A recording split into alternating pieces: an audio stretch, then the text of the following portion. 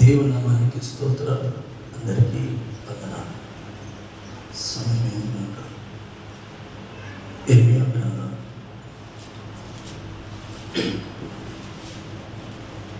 పరిశుద్ధ బైబిల్ గ్రంథం ఇర్మియా గ్రంథం 33వ అధ్యాయం. ఇర్మియా గ్రంథం 33. ఇర్మియా గ్రంథం 33వ అధ్యాయం 3వ వచనం. నాకు మొరపెట్టుము,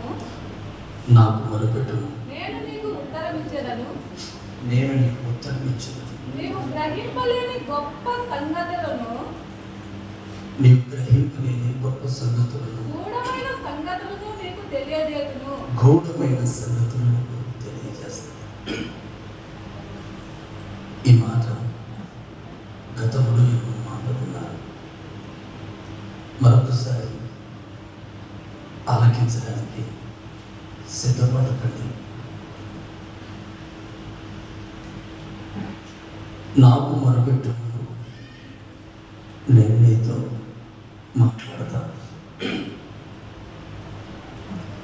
నాకు మొరపెట్టుము, నీకు ఉత్తరం ఇస్తానంటే నేను నీతో మాట్లాడతాను. ఇర్మియా, నాకు మొరపెట్టు, నీ బాధ ఏంటో నాకు చెప్పయ్యా.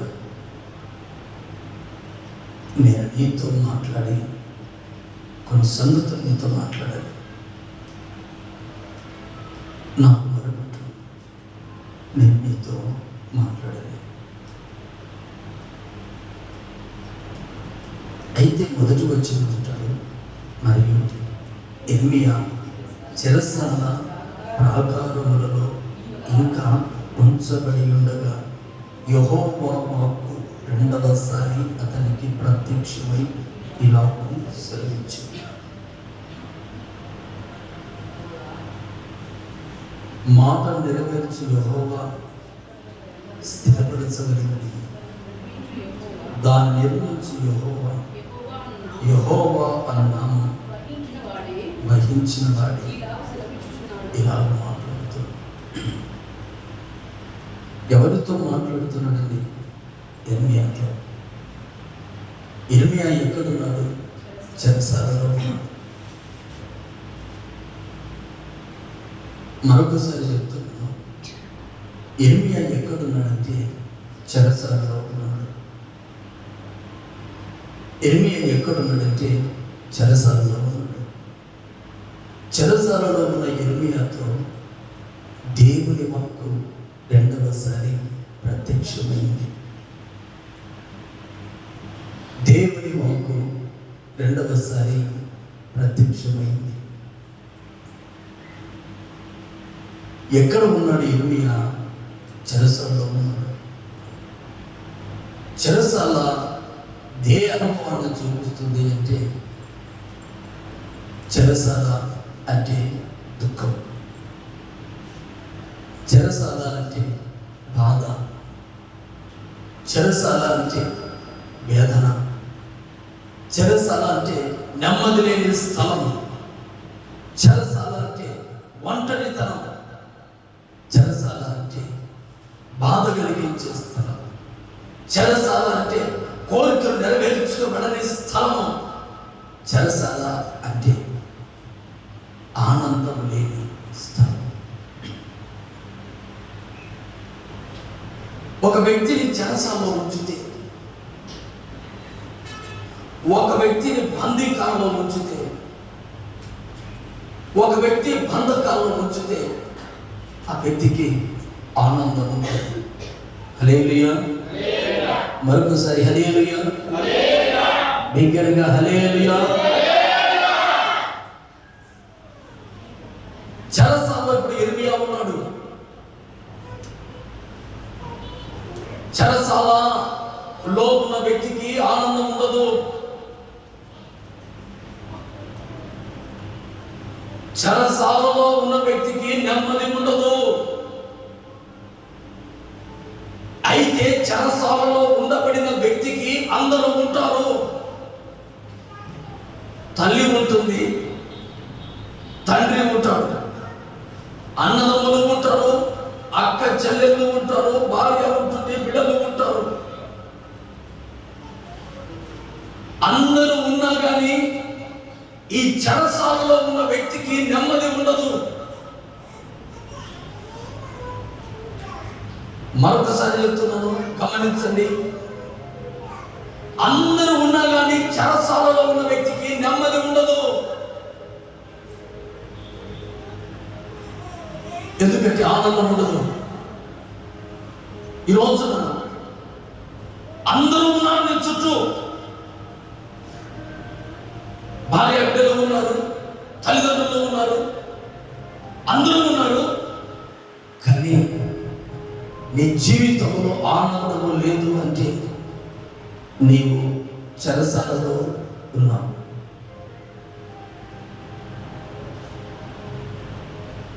ఇర్మియాకు అందరూ ఉన్నారు. ఇర్మియా చెరసాలలో ఉన్న ఇర్మియాతో దైవ ప్రత్యక్షత కలిగి ప్రభు మాట్లాడుతున్న మాట ఏంటంటే, ఇర్మియా నీవు నాతో మాట్లాడు, నీ బాధాన్ని మొర నాకు తెలియజెప్పు, నేను నీతో మాట్లాడాలి. హల్లెలూయా, హల్లెలూయా. ఈ చెరసాలలో ఉన్న వ్యక్తికి ఆనందము లేదు, చెరసాలలో ఉన్న వ్యక్తికి నెమ్మది లేదు. ఒక కుటుంబము ప్రార్థన చేయడానికి వెళితే వారు అంటారు, అయ్యా యవ్వన కాలంలో నా పసిపిల్లలుగా ఉండగానే నా భర్త చనిపోయాడు, భర్త లేకపోతే చాలా బాధ ఉందయ్యా. ఏమంటుంది? భర్త లేకపోతే చాలా బాధ ఉందయ్యా. ఏదైనా ఎవరైనా అడగాలంటే బాధ. కేవలం నేను ఏదైనా అవసరం అయితే, అయ్యా నీ పిల్లలకు పలానా అవసరం అని చెప్తా పోతుంటానంతే. ఆయన ఏం చేస్తున్నవాడు? అన్ని తీర్చేవాడు. అప్పు చేస్తున్నాడు, పని చేస్తున్నాడు, ఏం చేస్తున్నాడు?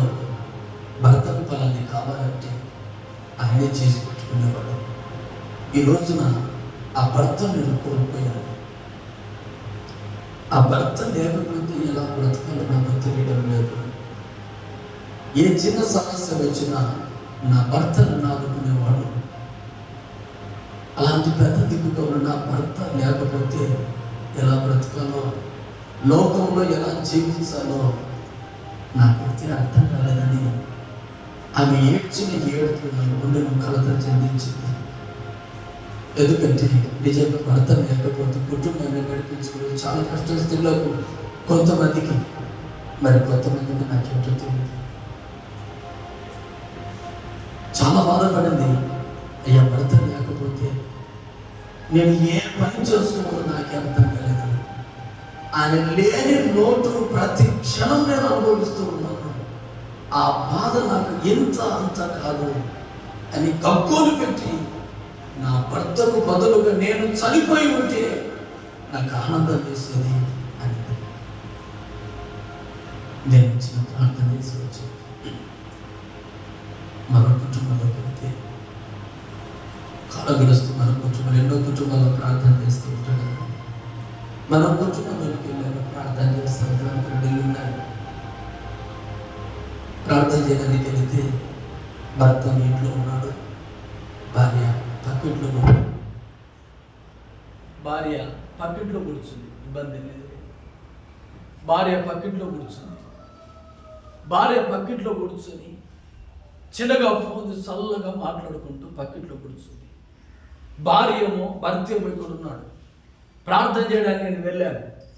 ప్రార్థన చేయడానికి వెళితే ఆ కుటుంబంలో వారు అంటారు, అయ్యా అయ్యా ఏంటయ్యా మీరు ఇలా ఉన్నారు? ఆ కుటుంబంలోకి వెళ్ళి ప్రార్థన చేస్తాం, నీ భార్యను నీ పిల్లలను పిలవండి అంటే ఆ భర్త అంటున్నాడు, భార్య ఉంది కానీ ఆ పక్కింట్లో కూర్చుంది. కారణం ఏంటి? ఎందుకు అక్కడ కూర్చుంది? కారణం ఏంటయ్యా అంటే ఆ భర్త అంటాడు, అయ్యా ఈ రోజు నుంచి ఈ బాధ నాకు కొడుతుంది కాదు, ఎన్నో మార్లు నా బాధను చెప్పాలని చూశాను కానీ నా భార్య పక్కట్లో బాగా చల్లగా కూర్చుంది, ఈ రెండిళ్ళు మావే. ఈ రోజు పడుతున్న బాధ కాదు, వివాహమైన దగ్గర నుంచి మా ఇద్దరి మధ్యలో సఖ్యత లేదు. హల్లెలూయా.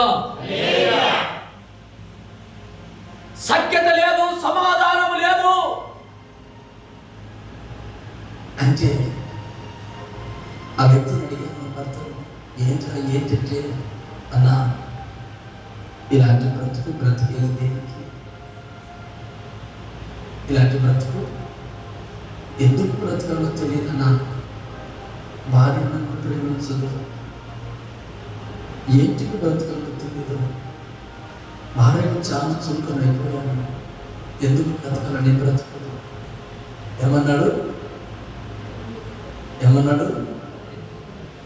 మెలకున్న వారు బిగ్గరగా రెండు చేతులు హల్లెలూయా చెప్తారా? బిగ్గరగా చెప్పండి. మెలకున్నారు కదా. భర్త అన్నాడు, దేనికి బ్రతకాలన్నా? ఎందుకు ఇలాగ మాట్లాడుతున్నావు అంటే, నేను బ్రతకూడదని చచ్చేది. ఎందుకు ఇలాగ మాట్లాడుతున్నావు? ఆ వ్యక్తి అన్నాడు, భార్య ఉందన్న మాటే కానీ జీవితంలో నెమ్మది లేదు, జీవితంలో సమాధానం లేదు, జీవితంలో ఓదార్పు లేదు. ఈ మాట అంటే నాకు ఆశ్చర్యం వేసింది. హల్లెలూయా. ఆశ్చర్యం వేసింది. ఏంట్రా నిన్నటి దినాన ఆ కుటుంబంలోనికి వెళితే ఆ కుటుంబంలో భార్య అన్నది, నా భర్త చనిపోయాడు, నాకు నెమ్మది లేదన్నది. ఎలా బ్రతకాలో నాకు దిక్కు తోచలేదన్నది. ఇక్కడ వెళితే వీడంటాడు, నేను బ్రతికి ఎందుకు బ్రతుకుతున్నానో నా బ్రతుకి అర్థం లేదన్నా. ఆనందం లేదు, సంతోషం లేదు, సమాధానం లేదు. ఇద్దరు కూర్చొని ఒక 10 నిమిషాలు మాట్లాడుకొని ముచ్చటించుకున్నామన్నది లేదు. మా బాధలు ఇద్దరు కలుసుకొని చెబుతున్నామన్నది లేదు. మా ఇద్దరి సంతోష సుఖ దుఃఖాలు ఇద్దరు కూర్చొని 10 నిమిషాలు మాట్లాడుకొని మా జీవితాన్ని ముందుకు కొనసాగించుకున్న కృప లేదు, అటువంటి ధన్యత లేదు. ఈ బ్రతికేదానికన్నా చచ్చేది మేలు. దేవుని పిల్లలారా, ఒకరిని భార్య కోల్పోయింది, ఆనందం లేదు. భార్య పిల్లలు, భర్త పిల్లలు, భార్య పిల్లలు, భర్త పిల్లలు అందరూ ఉన్నారు. ఈ కుటుంబంలో ఆనందం లేదు. భర్తను కోల్పోయి పిల్లలలాగా బ్రతికించుకోవాలి దిక్కు తెలియని స్థితిలో ఉన్న ఆ కుటుంబంలో ఆనందం లేదు.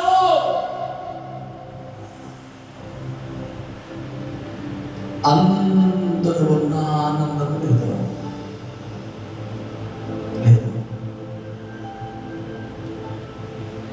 ఈ జీవిత యాత్రలో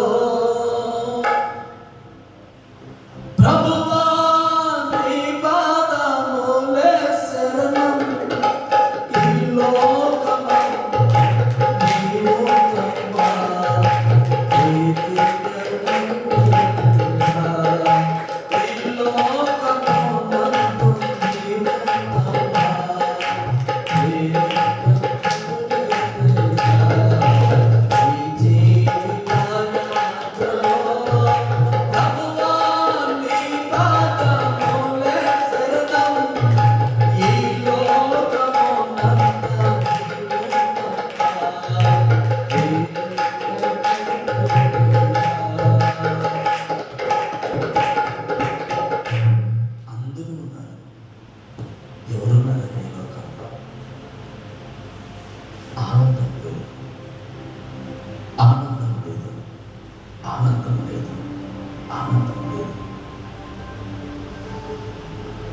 మన కుటుంబాన్ని గురించి చెప్తాం. హల్లెలూయా. భర్త, భార్య, పిల్లలు అందరూ చక్కగా చక్కగా ఉన్నారు, అందరూ బాగున్నారు. ఆస్తి ఉంది, అన్నీ ఉన్నాయండి. తినడానికి తిండి లేదు, తక్కువ లేదు. కట్టుకోవడానికి వస్త్రాలు తక్కువ లేదు, అన్నీ ఉన్నాయి. కుటుంబంలో భర్త సరైన మార్గంలో లేడు. హల్లెలూయా. కుటుంబంలో భర్త సరైన మార్గంలో లేడు. సరైన మార్గంలో లేకపోతే వారి కుటుంబంలోకి వెళ్తామని అన్నారు. ప్రార్థనకి వెళ్ళాను, మోకరించాను. భర్త, భార్య, పిల్లలు అందరూ మోకరించారు. ప్రార్థన చేస్తా ఉంటే భార్య రెండు కళ్ళ నిండా కన్నీళ్ళు భయంకరంగా కారిపోతున్నాయి, దారులుగా కారుతున్నాయి. ప్రార్థన చేసి ఆమె కానుక, విలువైన కానుక తీసుకుని వచ్చి నా చేతిలో పెడతానంటే, అమ్మా నీ కానుకొద్దు కానీ నీ గుండెలో ఉన్న బాధ ఎంతో ఒకసారి చెప్తావా అన్నా. ఆమె అన్నది, అయ్యా నా గుండెలో ఉన్న బాధ చెబితే పోయేది కాదు. ఏమన్నది? గుండెలో ఉన్న బాధ చెబితే పోయేది కాదు. ఏంటమ్మా బాధ అంటే, నా భర్తకు లేని అలవాటు లేదు. అర్థం విచ్చలు విడిగిన పట్టించుకొని తిరుగుతాడు. బయట అక్రమ సంబంధాలు ఉన్నాయి, కుటుంబంలో నెమ్మది లేదు, తినడానికి తిండి అన్ని సమృద్ధిగా ఉన్నాయి. అయితే జీవితంలో ఆనందం లేదు.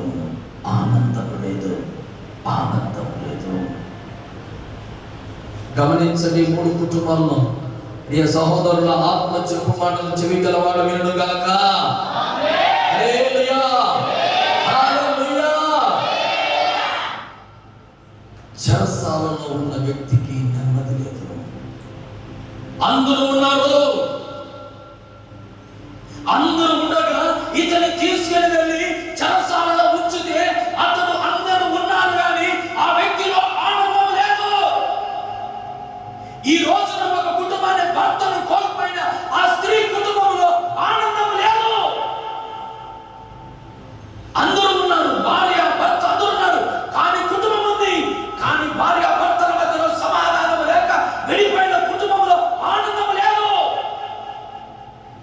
డబ్బు, సుఖము, ధనము అన్ని ఉన్న కుటుంబంలో భర్త మార్గము సరి లేకపోతే కుటుంబంలో ఆనందం లేదు. ఈ కుటుంబాలు ఎక్కడున్నాయి? జాగ్రత్తగా ఆత్మ చెప్పు మాటలు చెవిగలవాడు వింటుంటే దైవికమైన భయం ఒక్కొక్కరి గుండెలో ఇప్పుడే ప్రారంభం అవును గాక. మీరు ఆనందంగా ఉన్నారా? సంతోషంగా ఉన్నారా? నెమ్మదిగా ఉన్నారా? ప్రభు వాక్కు, ప్రభు ప్రత్యక్షత ఈ 3వ ఉపవాస ప్రార్థన దినమందు, ఈ బలిపీఠ ప్రార్థన మందిరంలో కలుగుతూ ఉన్న సమయంలో దైవ ప్రత్యక్షత నీకు కలుగుతూ ఉంది. ప్రభు అంటున్నాడు, ఆనందం ఉందా? నీ కుటుంబంలో ఆనందం ఉందా? ఆనందం లేదు, నెమ్మది లేదు. చెరసాలలో ఉన్న వ్యక్తి అందరూ ఉన్నారు కానీ నెమ్మది లేదు, ఆనందం లేదు. చెరసాల అంటే ఆనందం లేని స్థలము. చెరసాల అంటే అందరూ ఉన్న ఆనందం లేని స్థలమే చెరసాల. ఆ చెరసాలలో ఎవరు ఉన్నారంటే యిర్మీయా ఉన్నాడు. ఆ చెరసాలలో ఆనందం లేని స్థలంలో ఒక భక్తుడు ఉన్నాడు. ఈ రోజున ప్రియ దేవుని నమ్ముకున్న ప్రియ బిడ్డలారా, ఆనందము లేక, సంతోషము లేక, కుటుంబంలో నెమ్మది లేక, సమాధానము లేక, ఇదిగో ఈ రోజున దేవుని మందిరంలో కూర్చున్నావా? నీ జీవితం ఎక్కడుందో తెలుసా? ఒక చెరసాలలో ఉంది. నీ బ్రతుకు ఎక్కడుందో తెలుసా? చెరసాలలో ఉంది. ఈ చెరసాలలో నెమ్మది లేని ఈ చెరసాల నీ జీవితాన్ని నాశనం చేస్తున్న ఈ చెరసాల, నీ జీవితంలో అందరూ ఉన్న దూరం చేస్తూ ఎడబాటు చేస్తున్న ఈ చెరసాలలో ఉన్న ఈ వ్యక్తికి దైవ ప్రత్యక్షత కలుగుతుంది. ఈ సమయంలో దైవ ప్రత్యక్షత చెరసాలలో ఉంటూ ఆనందము లేని జీవితానికి దైవ వాక్కులు యోగ ప్రత్యక్షత కలుగుతున్నారన్న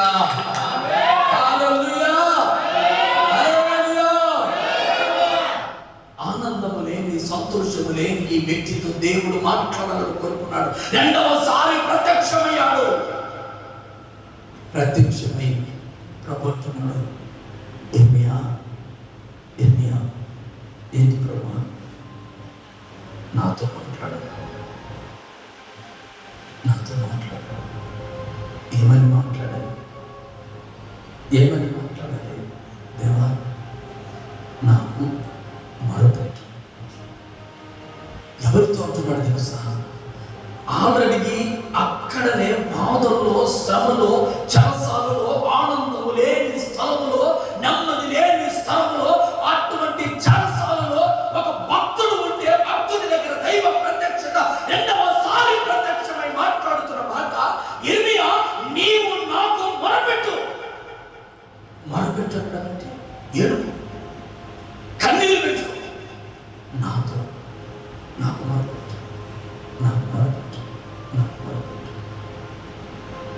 ఆనందము లేని నా జీవితంలో ఏమని మొరపెట్టానయ్యా? ఏమని మొరపెట్టాను? జీవితంలో నెమ్మది కోల్పోయాను, కుటుంబంలో నెమ్మది అన్ని కోల్పోయాను. ఇప్పుడు నేను ఏమని మొరపెట్టాలి? ఏమియా జాగ్రత్త, నేను చెబుతున్న మాటలు జాగ్రత్తగా విని నేను ఏం చేస్తున్నామంటే నీవు నాకు మొరపెట్టు, నేను నీతో మాట్లాడాలి. చదువుకోవడం బిగ్గరగా నేను నీతో మాట్లాడి ఊడమైన సంగతులు చేయాలి. నీతో మాట్లాడాలి, నీతో నేను మాట్లాడాలి. దినవృత్తాంతంలో 2వ గ్రంథంలోనికి రండి, సమయం అవుతుంది. దినవృత్తాంతంలో 2వ గ్రంథం 15వ అధ్యాయం దినవృత్తాంతంలో 2వ గ్రంథం 15వ అధ్యాయం ఇదిగో 2వ వచనం చదవండి.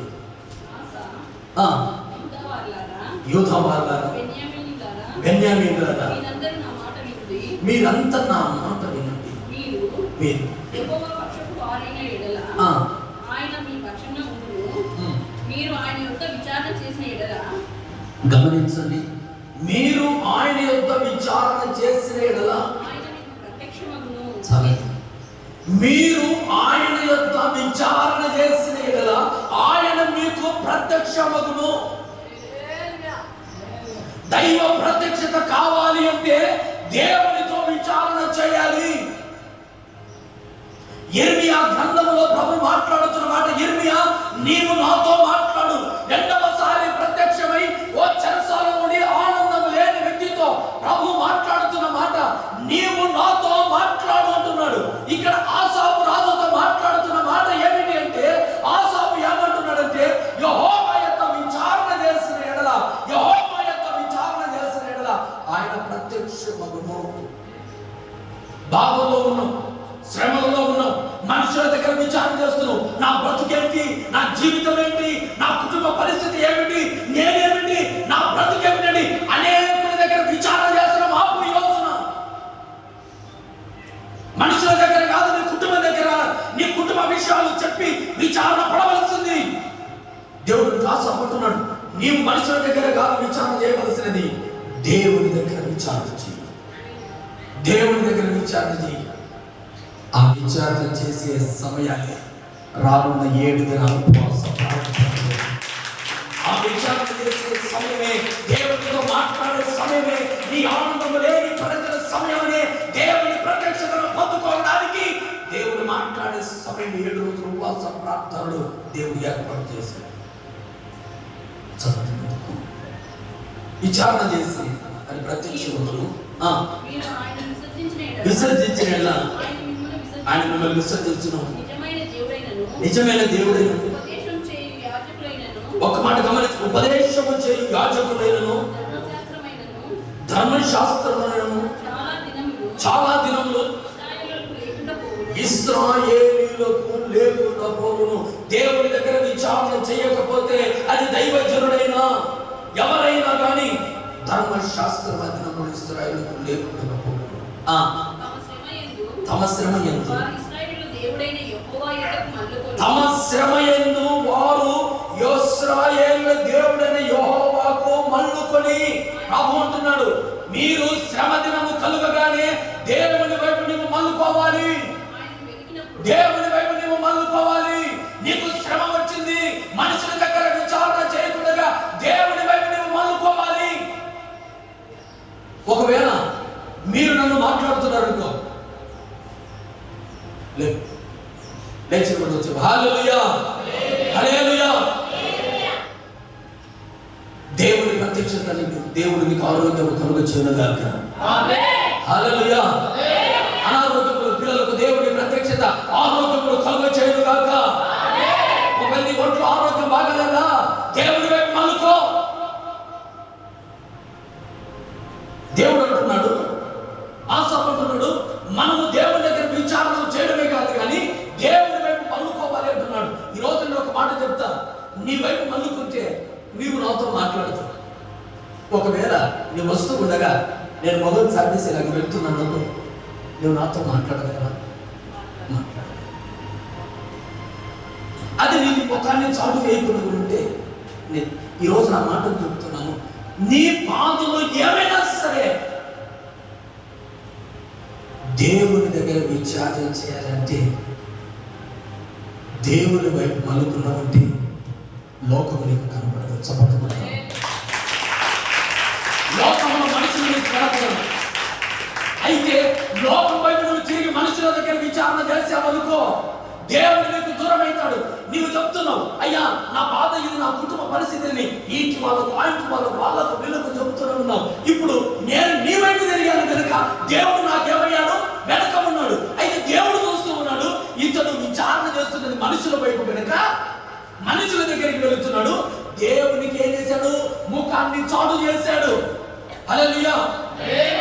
ముఖాన్ని చాటు చేశాడు. ఇప్పుడు దేవుడు అనుకుంటున్నాడు, ఇతను నా వైపు మల్లుకొని నా వైపు నా దగ్గర మొరపెట్టి నా దగ్గర విచారణ చేస్తే నేను ఇతనికి ప్రత్యక్షమై ఇతనికి నేను బాగు చేయాలని నేను అనుకుంటుంటే, ఇతను ఏం చేస్తున్నాడంటే నాకు ముఖాన్ని చాటు చేసి నా వైపు మల్లుకోకుండా ప్రజల వైపు మల్లుకొని వారితో విచారణ చేసి వారితో మాట్లాడుతున్నాడు కనుక ఇతను నాకు నేను అన్నాడు.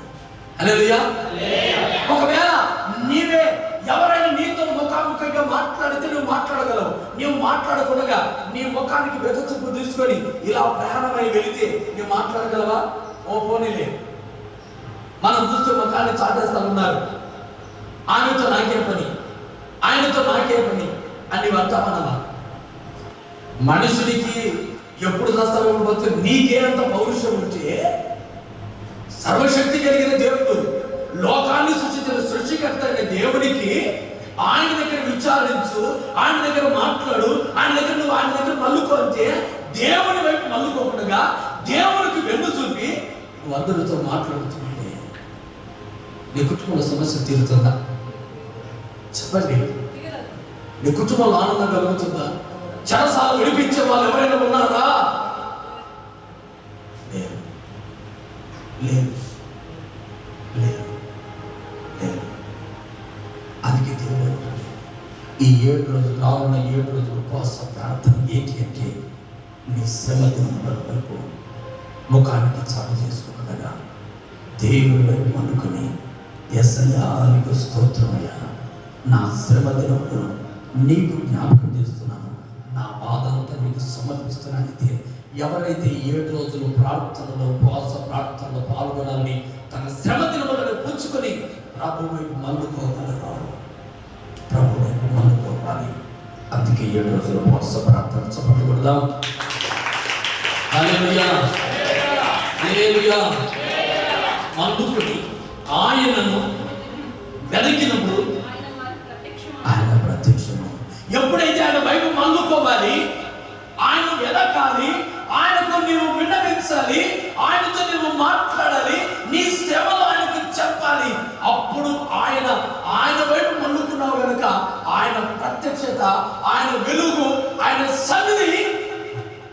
మీదకి ప్రకాశిస్తుంది. అప్పుడు నీ మీదకి ప్రకాశిస్తుంది.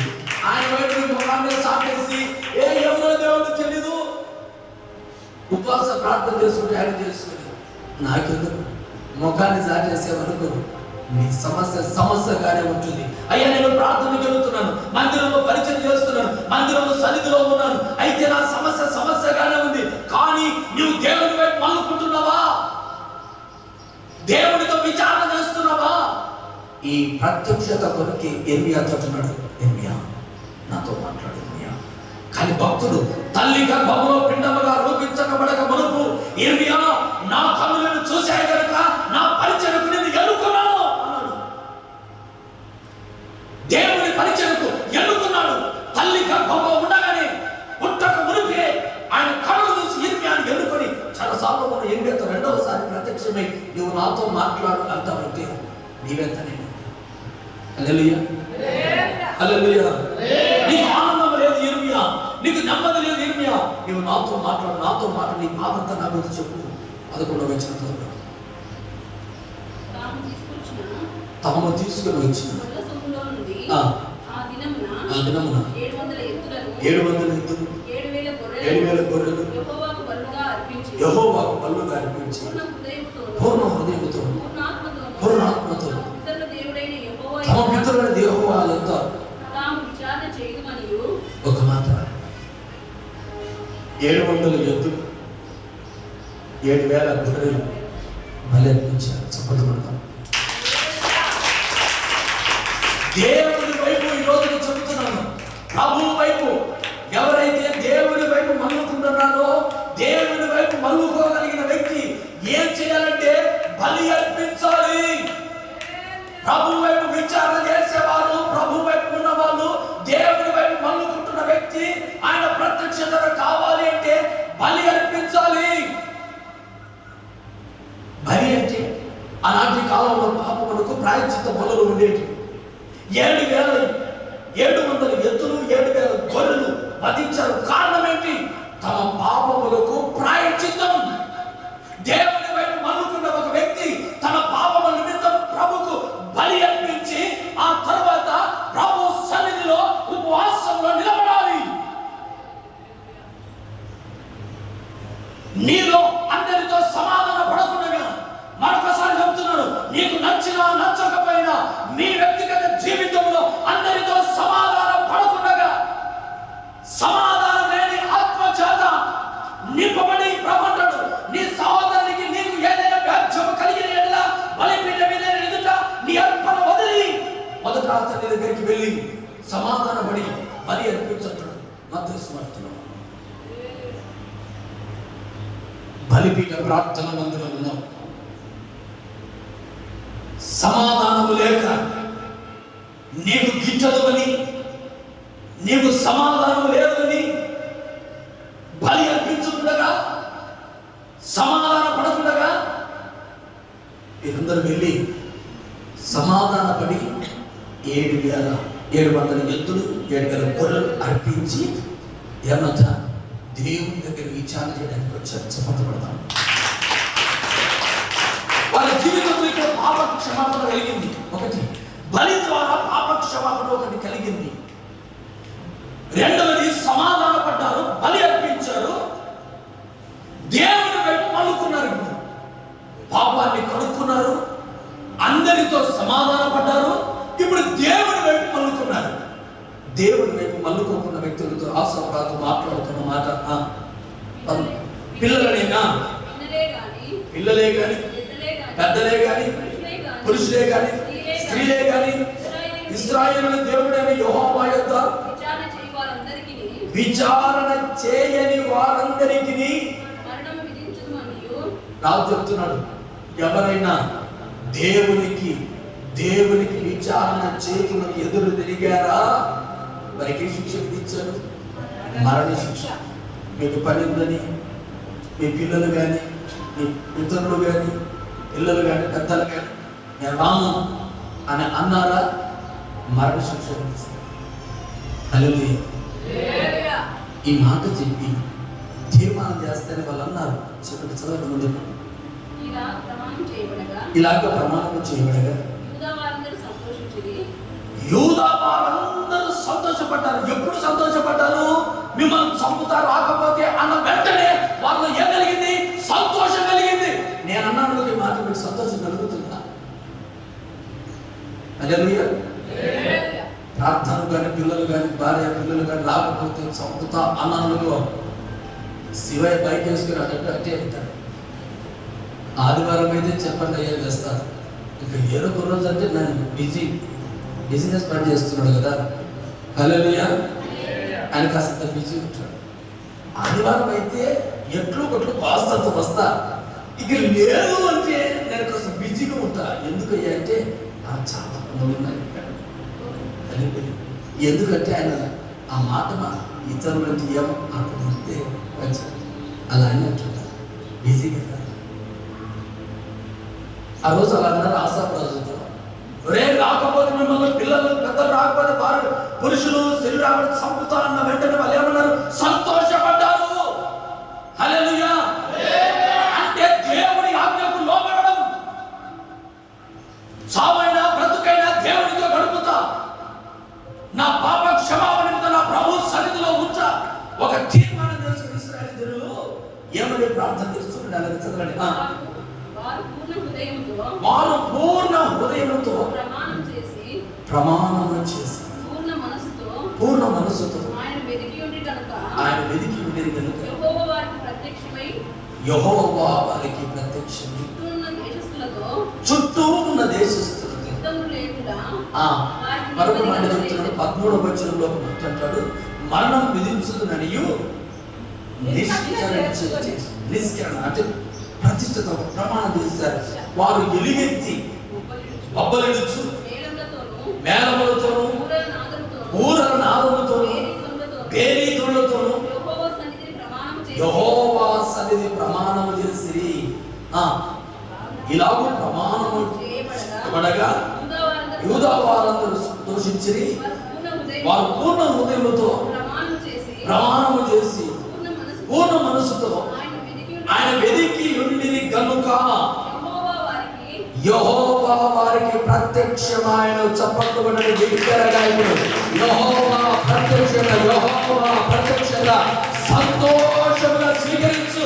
ఆయన ప్రత్యక్షత నీకు కలగాలంటే సంతోషమే మాట ఆశీర్వదించు.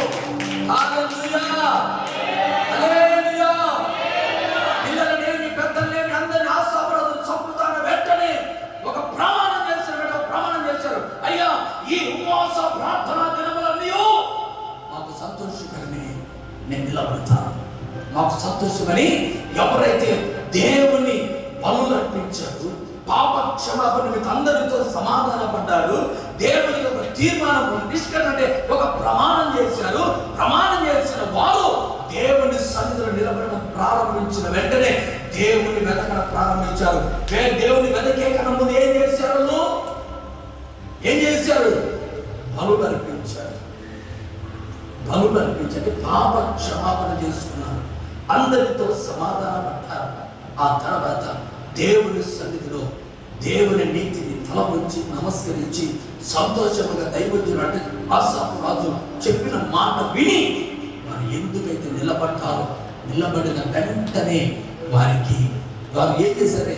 దేవుణ్ణి వెతకడం ప్రారంభించారు. దేవుని ప్రత్యక్షత అంత సులువా? ప్రార్థన చేస్తున్నాక వెలుగు ఎంతమంది చూశారు? చేతులు ఎత్తుతారా? హలో బ్రదర్, మిమ్మల్ని ప్రార్థన చేస్తూ ఉండగా ఎంతమంది దేవుని వెలుగును చూశారు?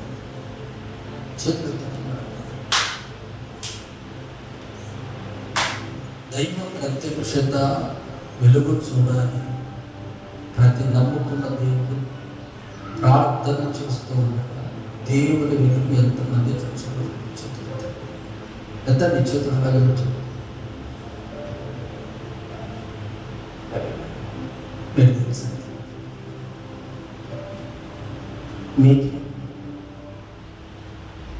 మీకే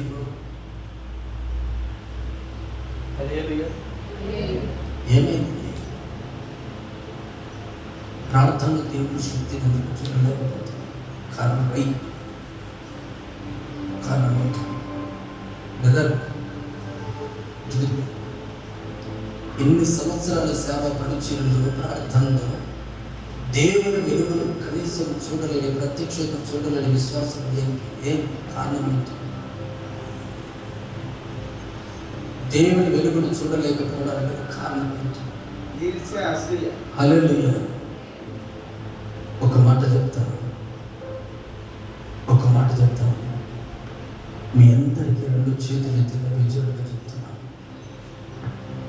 ఈ 7 రోజుల్లో అందరితో సమాధానపడి ఆ దైవ ప్రత్యక్షతను మీ కుటుంబాలు పొందుకుందురుగాక. ఇక 7 రోజులు ప్రతిష్ఠిత దినం 20వ తారీఖు నుంచి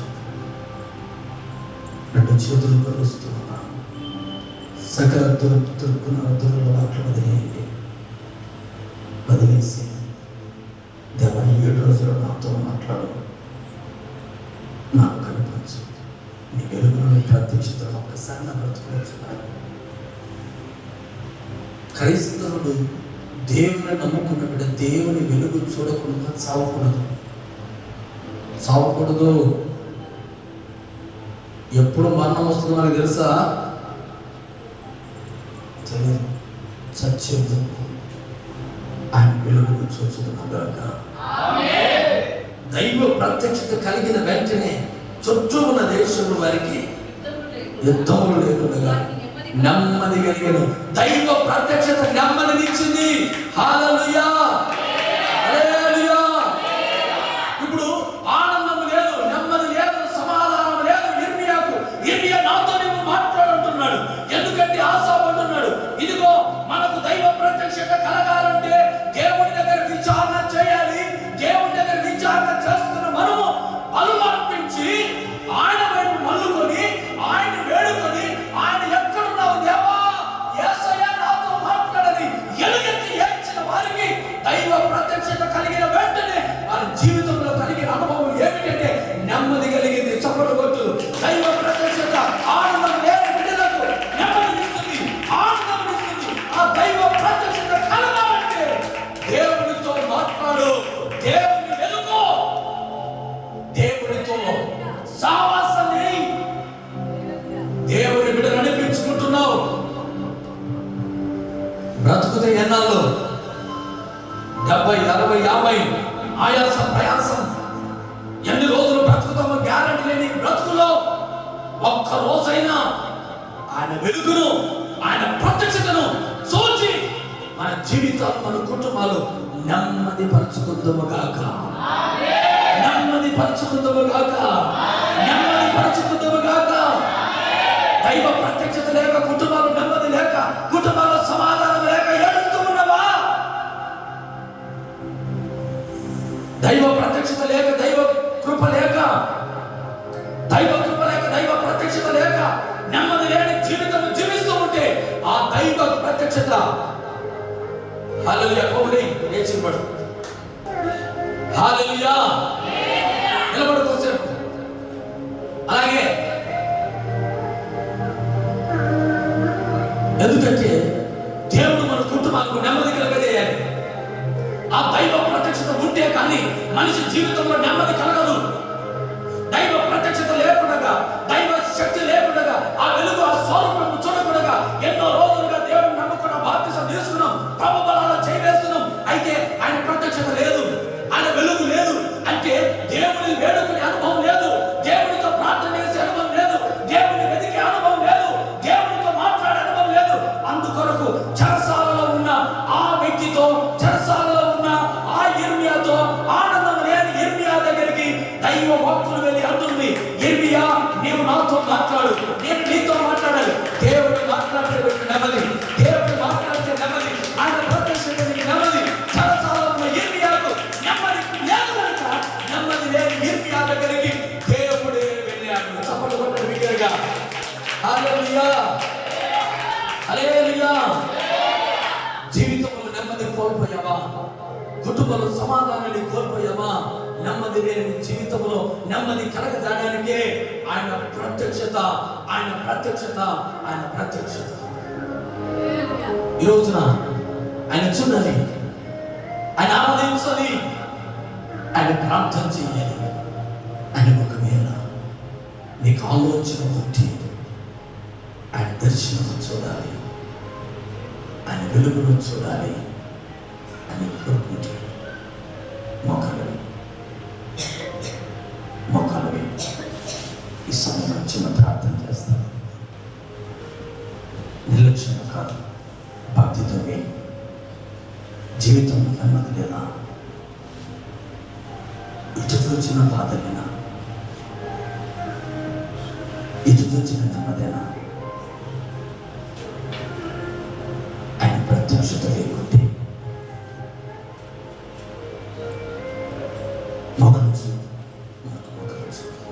మొక్కలు వేయి, నిలో మొక్కలు వేయి. ఆయన ప్రత్యక్షత కావాలని ఏడ్చు. నెమ్మది లేని నా జీవితంలో నెమ్మది ప్రసాదించింది. మోకరించని వాళ్ళు లేచి నిలబడాలి, వెనకల కూర్చున్న వాళ్ళు లేచి నిలబడాలి, కూర్చున్న వాళ్ళు లేచి నిలబడాలి. లేచి నిలబడండి. శక్తి కలిగిన వారు మోకాలు నిలబడదాం, మోకాలు నిలబడదాం. ఇప్పుడు నీ ప్రత్యక్షత నాకు కావాలయ్యా.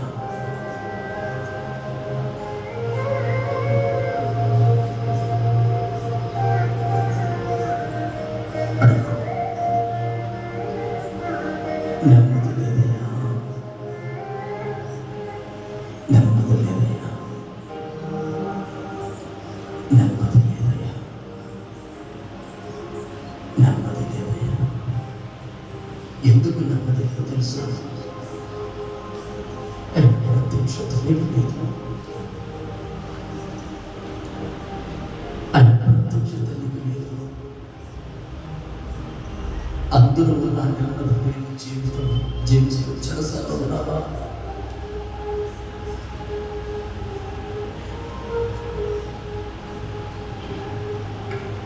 అందరూ ఉన్నారు. చెరసాల అంటే నెమ్మది, ఆనందం లేని స్థలం, ఆనందం లేని స్థలంలో ఉంది. నెమ్మది లేదని ఏడుస్తుంది. ఎంబియాతో మాట్లాడుతాడు. ఎంబియా నీతో మాట్లాడతాడు. నన్ను భక్తులు ఎంబియా, నువ్వు చెరసాలలో ఉన్నావు, ఆనందం లేని స్థలంలో ఉన్నావు. నాకు ప్రార్థన చేయండియా, నాకు ప్రార్థన చేయండి. నేను నీతో మాట్లాడలేను. నువ్వు నా వైపు మల్లుకోకపోతే నేను మాట్లాడలేను. నీవు నా భక్తులు నిన్న సహవాసం ఉన్నప్పటికీ నా వైపు నువ్వు మల్లుకోలేకపోతే నీతో నేను ఎలా మాట్లాడలేను? నా వైపు చూపించా,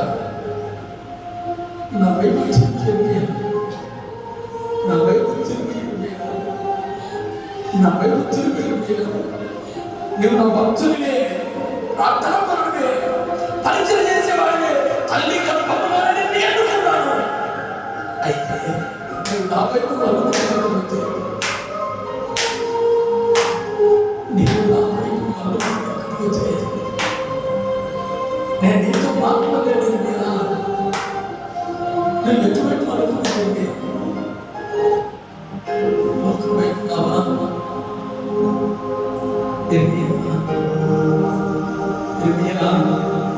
నాకు మరుపెట్టాడు. నాకు మరుపెడితే కానీ నేను నీకు ప్రత్యక్షం కాలేదు.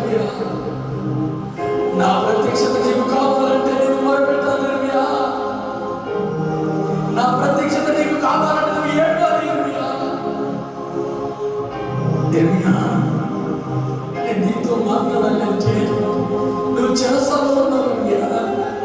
నీ చెరసాలలో రెండవ సార్లు ప్రత్యక్షం అవుతున్నాడు. నీతో మాట్లాడలేకపోయా, నీకు నెమ్మది లేదు. చెరసాలు నీతో నేను మాట్లాడాలి. జీవితంలో నెమ్మది లేక, కుటుంబంలో నెమ్మది లేక బిడ్డలారా ఏడుస్తూ నెమ్మది లేకపోయి బ్రతుకుతూ ఉన్నావా? ఆయన ప్రత్యక్షత నీకు నెమ్మదినివ్వబోతుంది. ఆయన ప్రత్యక్షత నీకు నెమ్మదినివ్వబోతుంది.